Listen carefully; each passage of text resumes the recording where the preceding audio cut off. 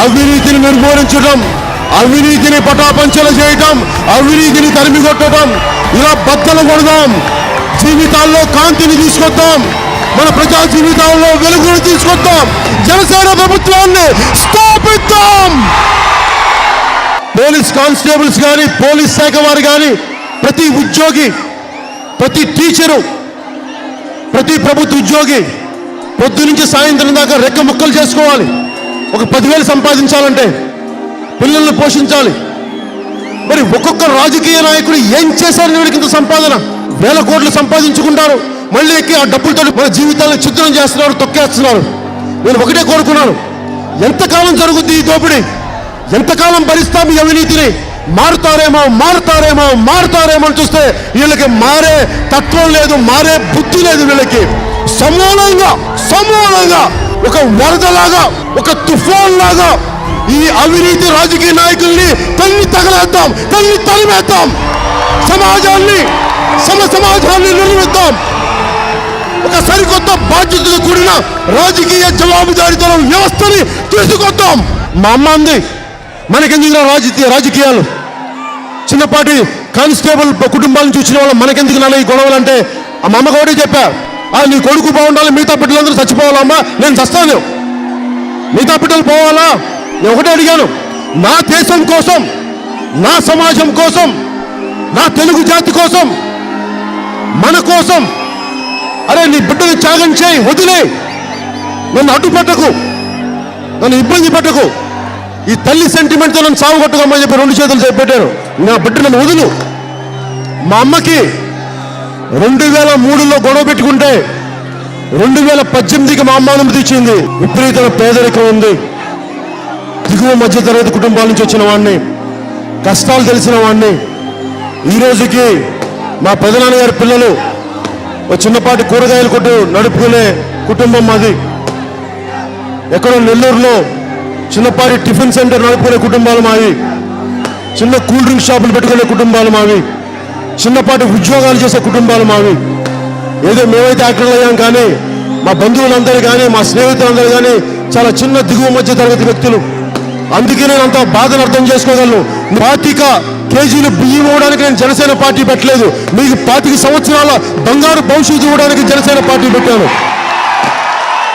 మీకోసం నిలబడేవాడు, మీ ఇంట్లో వాడు, ఆడపడుచులకి అండగా ఉండేవాడు, బిడ్డలకి కొడుకుగా ఉండేవాడు, అన్నదమ్ములకి అండగా ఉండేవాడు. నేను మీకు అండగా ఉంటాను. జగన్మోహన్ రెడ్డి అవసరం లేదు, చంద్రబాబు నాయుడు గారు అవసరం లేదు, లోకేష్ గారికి అసలు వద్దనే వద్దు, మనకి చాలు. నా అన్నదమ్ములను అడుగుతున్నాను, నేను తప్పు చేస్తే, రేపొద్దున మన పాలనలో తప్పులుంటే నా చొక్కా పట్టుకొని నిలదీ. నేను తప్పులు చేస్తే మీకు హక్కు ఉంది. నేను మాట మార్చేవాడిని కాదు, ముఖ్యమంత్రి గారి లాగా ఊసురు వెళ్ళేలాగా మాటలు మార్చేవాడిని కాదు, రంగులు మార్చేవాడిని కాదు. ఎప్పుడు ఒకటే మాట, ఒకటే బాణం. కొట్టిందంటే గురి కొడితే మొత్తం బద్దలైపోవాలి. మనకి ఎవరైతే మనల్ని తన్నించారో వెళ్ళి వాళ్ళకి సిగ్గు లేకుండా తెలుగుదేశం పార్టీ నాయకులు గులాంగిరి చేస్తున్నారు. తెలుగుదేశం పార్టీ నాయకులు ఒకటే చెప్తున్నాం, మీకు సిగ్గు, లజ్జ, పౌరుషం అనేది మర్చిపోయారు మీరు. ఏం పుట్టుకది? అలాంటి ఒక పుట్టుకేనా? మీ ఎంపీని కడితే మీకు సిగ్గు లేదు. తెలుగు ప్రజల ఆత్మగౌరవాన్ని, ఆంధ్రుల ఆత్మగౌరవాన్ని చిత్తగొడతా ఉంటే ఢిల్లీ పార్లమెంట్ లో మీకు సిగ్గు ఉండదా? మీకు పౌరుషం రాదా మీకు? అదే ఆంధ్ర కేసరి టంగుటూరి ప్రకాశం పంతులు గారు ఎక్కడో బ్రిటిష్ వాడు ఒక మాట మాట్లాడి చా తీసి కాల్చిపో అన్నాడు. ఏం మీకు అంత సిగ్గు లేదా? మీకు ఆంధ్ర కేసరి తాలూకు పౌరుషం లేదా? టంగుటూరి ప్రకాశం పంతులు గారి వారసులు కాదా మీరు? అదే పొట్టి శ్రీరాములు గారు 56 రోజులు నిరాహార దీక్ష చేసి సంపాదించుకున్న రాష్ట్రం ఇది. అలాంటి రాష్ట్రాన్ని మీరు ఉత్తర భారత నాయకులకి, కాంగ్రెస్ నాయకులకి తాకట్టు పెడతారా? మన ఆత్మగౌరవాన్ని. వారు ఉద్యోగాలు ఇవ్వరు, స్పెషల్ కేటగిరీ స్టేటస్ ఇవ్వరు, అడ్డగోలుగా విభజిస్తారు. ఈ పౌరుషం లేని తెలుగుదేశం పార్టీ వల్ల మన ఆత్మగౌరవాన్ని దెబ్బతింది. అందుకని తెలుగుదేశం పార్టీని సమూలంగా ఆంధ్రప్రదేశ్ నుంచి తరిమేద్దాం. మన తెలుగుదేశం పార్టీని. మనకి జనసేన పార్టీ కానీ లేకుండా ఉండుంటే మీరే చెప్పండి, ఈ రోజున తెలుగుదేశం ప్రభుత్వం స్థాపించేదా? చంద్రబాబు గారు ముఖ్యమంత్రి అయ్యేవాడా? నారా లోకేష్ గారు పంచాయతీరాజ్ శాఖ మినిస్టర్ అయ్యేవాడా? మన సహకారం తీసుకొని మన సపోర్ట్ తీసుకొని ఈ రోజుకి మనల్ని తొక్కుతూ ఉన్నారు. మన ఎస్సీజెడ్ రైతుల్ని జైళ్లలో పెట్టిస్తున్నారు. జగన్మోహన్ రెడ్డి గారు అడగాలి, ఆయన ఎంతసేపు రోడ్ల మీద నడిచి నడిచి నడిచి నడిచి నడిచి ఓదార్పు యాత్రలు తప్ప నిజమైన ఓదార్పు యాత్ర వెళ్ళి చట్టసభల్లో కూర్చోవాలి. జగన్మోహన్ రెడ్డి గారు కూర్చొని మాట్లాడాలి. పవన్ కళ్యాణ్కి ఒక ఎమ్మెల్యే లేడు, ఒక ఎంపీ లేడు. ఏం మేము మాట్లాడట్లా, మేము పోరాటాలు చేయట్లా, మీ సమస్యలకి పరిష్కారాలు తేవట్లేదా?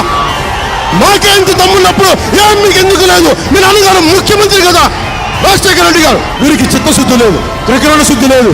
రాజకీయాన్ని వ్యాపారంగా చూసేవాళ్ళు.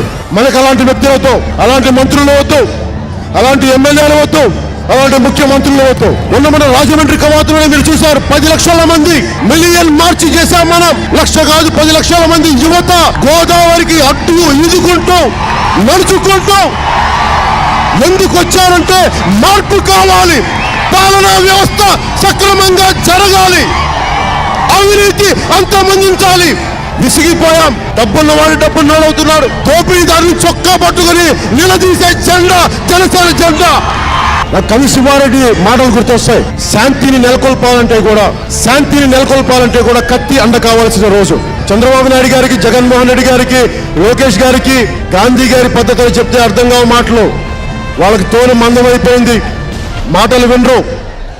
వారికి వినిపించేది రాజమండ్రి కవాతులు అంటే బల ప్రదర్శన.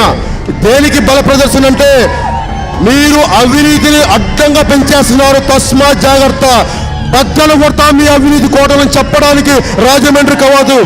వైద్య వ్యవస్థ ప్రభుత్వం నడిపించాలి, విద్యా వ్యవస్థ ప్రభుత్వం నడిపించాలి. కానీ ప్రభుత్వాలు ఇవన్నీ నడిపించవు.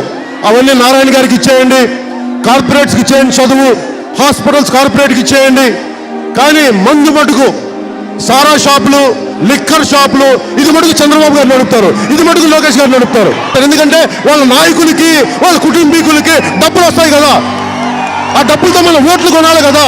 మన ఆరోగ్యాలను దెబ్బ కొట్టి మన కుటుంబాన్ని చిన్న భిన్నం చేసి మత్తు మందులో మనకి మన చేత ఓట్లు వేయించుకొని మన భవిష్యత్తుని కాలు రాసి అలాంటి మద్య షాపుల్ని, మద్య సిండికేట్లని నడపడానికి జగన్మోహన్ రెడ్డి గారు కానీ తెలుగుదేశం నాయకుల్ని నిజంగా ఇలా చేస్తా ఉంటే జనసేన పార్టీ నుంచి ఒకటే చెప్తా ఉన్నాను, నిజంగా ఆడపడుచులు కానీ బాధ్యత తీసుకుంటే అంచెల వారీగా మీ నియోజకవర్గాల పరిధిలో, మీ ఏరియాల పరిధిలో ఒక్క బ్రాంచీ షాప్ లేకుండా, ఒక్క లిక్కర్ షాప్ లేకుండా ప్రభుత్వం నడిపించే బాధ్యత నేను తీసుకుంటాను. తాగేసి తందనాలాడి ఆడపిల్లలుగా నేడిపిస్తే తోలు తీసేస్తాం. జనసేన ప్రభుత్వం వచ్చాక ఆడపడుచుల మాన ప్రాణాలని మేము కాపాడుతాం. ఎవరైనా తాగితే తాగి మూల పడుకొని ఇంట్లో కూర్చోండి, రోడ్ల మీదకి వచ్చి వేషాలు వేస్తే బలంగా మేము నిలదీస్తాం. చట్టాల్లో మేము కూర్చోబెట్టి జైల్లో పెట్టిస్తాం. అలాంటి పిచ్చి పిచ్చి వేషాలు వేస్తే ఎవరన్నా ఆడపడుచులకు అండగా ఉంటాం. ఒకవైపు మసీదుల దగ్గర, మందిరాల దగ్గర, చర్చిల దగ్గర పట్టకూడని చోట బ్రాంచీ షాపులు పెడతా ఉంటే అడిగేవాడు ఒకరు లేడు. ఏం జగన్మోహన్ రెడ్డి గారు చెప్పొచ్చుగా, మీరు బైబిల్ పట్టుకొని తిరుగుతారు కదా, జీసస్ని గుండెల్లో పెట్టుకొని తిరుగుతారు కదా, ఏం బ్రాంచీ షాపుల గురించి మీరేం మాట్లాడరు? ఎందుకు మాట్లాడరు మీరు? అన్ని మతాలని, అన్ని ప్రాంతాలని, అన్ని కులాలని గౌరవంగా చూసేవాడిని, సమానంగా చూసేవాడిని. నాకు కులం లేదు, మతం లేదు, ప్రాంతం లేదు, నాకు మానవత్వమే నా మతం. మేము భూసేకరణ చట్టాన్ని, ఇరిగేషన్ ప్రాజెక్ట్స్ లో భూములు కోల్పోతున్న రైతులందరికీ 2013 భూసేకరణ చట్టాన్ని జనసేన ప్రభుత్వం వచ్చినప్పుడు ఖచ్చితంగా దాన్ని పాటిస్తాం, అమలుపరుస్తాం. మీరు కనుక వైసీపీ నాయకులకి అండగా ఉన్నా కానీ, తెలుగుదేశం పార్టీ నాయకులు మాయలో పడినా కానీ ప్రతి రైతుకి నేను హెచ్చరిస్తా ఉన్నాను, ఎన్నికలకి తెలుగుదేశం పార్టీ వస్తే మీ భూములను లాగేసుకుంటారు, మొత్తం కబ్జాలు పెడతారు, మొత్తం ఎస్సీజెడ్ల పేరు మీద మొత్తం వాళ్ళ సంబంధిత వ్యక్తులందరికీ అంటగట్టేస్తారు. అందుకని జాగ్రత్త, తెలుగుదేశం పార్టీ వస్తే మన భూముల్ని మనకు కానివ్వకుండా చేస్తారు. Pawan Kalyan CM CM CM CM అంటే పవన్ కళ్యాణ్ సీఎం అవ్వడు. పవన్ కళ్యాణ్ సీఎం అవ్వాలంటే మీ ఓటు అనే ఒక ఆయుధాన్ని బలంగా బ్యాలెట్ బాక్స్ లో గుచ్చండి, జనసేన ప్రభుత్వాన్ని స్థాపించండి. అప్పుడు అవినీతి రహిత పాలన ఎందుకు రాదు నేను మీకు చేసి చూపిస్తాను. ఎవరు అడ్డం వస్తాడో నేను చూస్తాను. ఒక మైనింగ్ లోనో, రౌడీ ఎమ్మెల్యేల అవినీతి అధికారుల నేను చూపిస్తాను మీకు. మీరు నాకు ఓటేయకపోతే నేను ఇంత చేయగలిగిన వాడిని. రేపొద్దున మీరు నాకు అండగా ఉండి ఓటేసి జనసేన పార్టీకి నేను మీ కుటుంబాలకి, మీ బిడ్డలకి, మీ ఆడపడుచులకి, మీ అన్నదమ్ములకి, మీ అక్క చెల్లెలకి, మీ తరతరాలకి మీకు అండగా ఉంటాను. నేను ఒకటే నమ్ముతాను, నా జీవితంలో చాలా కష్టాలు చూసిన వాడిని, దెబ్బలు తిన్నవాడిని, దశాబ్దం పైన ఓటమిని చూసిన వాడిని, అధాపాతాళానికి వెళ్ళిన వాడిని. నేను ఒకటే స్మరించుకుంటాను, కష్టాలు వచ్చినప్పుడు, కన్నీళ్ళు వచ్చినప్పుడు, రాహువు పట్టిన పట్టొక సెకండు అఖండమైన లోక బాంధవసలు లేకుండా పోతాడా? మూర్ఖుడి గడియారంలో ముళ్ళు కదలలేకుంటే ధరాగమనం అంతటితో తలకిందైపోతుందా? ధనుజు లోకమేకంగా దారి కట్టంగా నిలుచుంటే విశ్వ సృష్టి పరిణామం విచ్ఛిన్నమవుతుందా? కష్టాలు వచ్చినప్పుడు బలంగా ఉండండి, మార్పుని కోరుకోండి. ఆ మువ్వెన్నెల జెండాను చూసినప్పుడల్లా మీకు రోమాలు నిక్కబడుచుకోవాలి. ముఖ్యమంత్రి గారు భారత్ మాతాకి జై అన్నారు, జగన్మోహన్ రెడ్డి గారు భారత్ మాతాకి జై అన్నారు.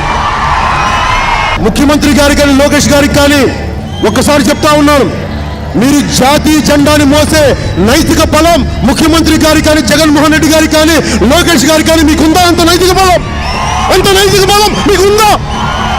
పవన్ కళ్యాణ్కు ఉంది, జనసేనకు ఉంది, జనసేన నాయకుడికి ఉంది, తెలుగుదేశం నాయకుడికి ఉందా? మీకు ఉందా?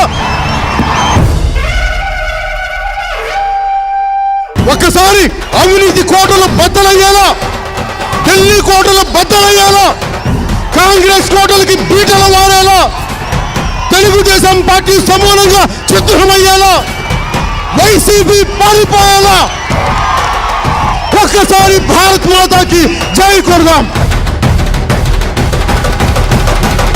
భారత్ మాతాకి, భారత్ మాతాకి, భారత్ మాతాకి.